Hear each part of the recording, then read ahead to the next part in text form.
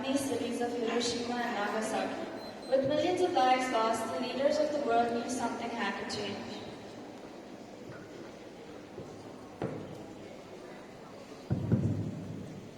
We cannot afford another world war. We need an organization that can ensure the peace and cooperation and which represents all nations fairly, not only the powerful ones.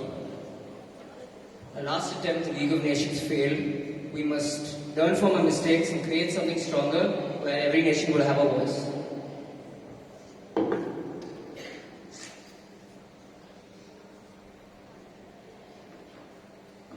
These organizations will be called the United Nations. This will help in preventing war, protecting human rights, and ensuring international cooperation. We'll also create a Security Council that maintains peace all over the world, that's made up of the most powerful nations. What about us? How will the smaller countries be heard?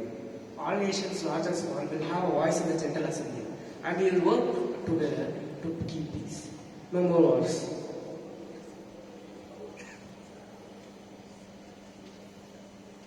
Thus, the United Nations was born on 24th October 1945.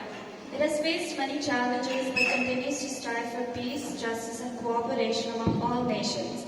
Though the world still faces many challenges, the UN remains a platform for dialogue, peace, and global cooperation.